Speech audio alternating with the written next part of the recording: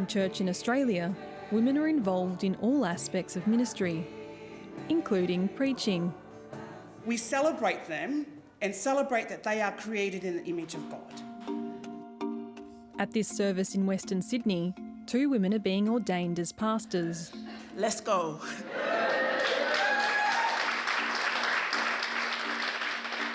Faimata Havea Hiliau is head of the church in New South Wales and the ACT. I think the church is very blessed to bring women's perspective. I think we bring equally to men our leadership, our faith, our experience, our lived experience. Now, she's helping inspire a new generation, including this class of aspiring ministers. Out of the 18, there are 15 women. I can't really think of a better way to spend the rest of my time on this earth. So one has that authority, but one never ever... We've had women in leadership since union of the Uniting Church in 1977, so it's not really an issue for us. While the Uniting Church does embrace women, that's not the case for all denominations. Just 22% of local Australian church leaders in senior or solo roles are women. Dr Tracy McEwen researches gender and religion and says roles in some Christian denominations are heavily influenced by the Bible. Women largely remain unnamed in the Gospels, and we see that in the tradition of that time, women didn't have an equal role.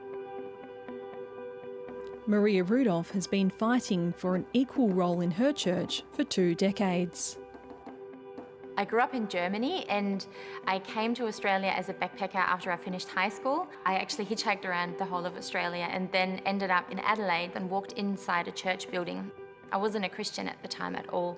During that time, this intense desire to want to be a pastor myself formed itself inside of me. While other Lutheran churches around the world have ordained women for some time, the Australian and New Zealand Lutheran Church did not. And then by the 1990s, the discussion began, could women serve as pastors? And the first discussion formally was the year 2000. So it's really the last 25 years that the Lutheran Church has formally discussed that. There's a lot of barriers and a lot of obstacles, and you just feel like you're constantly jumping up against the brick wall. The issue of female ordination needed to pass a 2/3 majority vote at the General Synod, a gathering of delegates, laypeople and pastors. This came up at synods and was presented 6 times, the 6th time being last year when we had the vote to endorse the ordination of women. Last month, she became the first ever woman in Australia to be ordained as a pastor in the Lutheran Church. Pastor Maria Rudolph, I invite you to turn to the people. Sisters and brothers in Christ. It's just awesome. I'm very happy.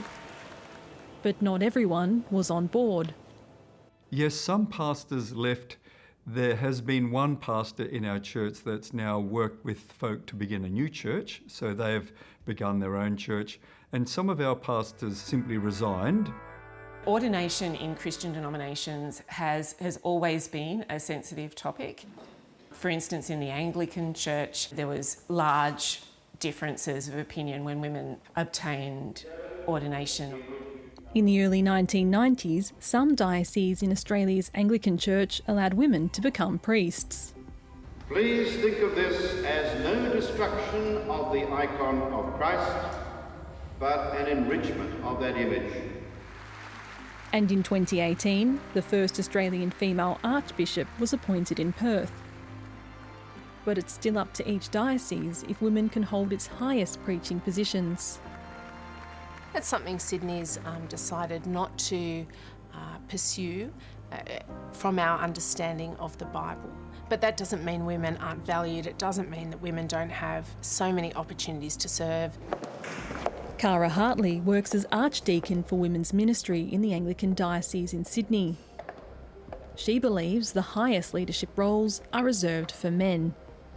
John 3:16, and the most probably famous verse in the whole Bible, but probably for us the most foundational. We hold to the authority of the Bible as something that guides our church and our lives, and there's a passage particularly in 1 Timothy 3 which talks about leadership in the church, and that is reserved for men and at that point actually only for particular men who qualify for that kind of leadership.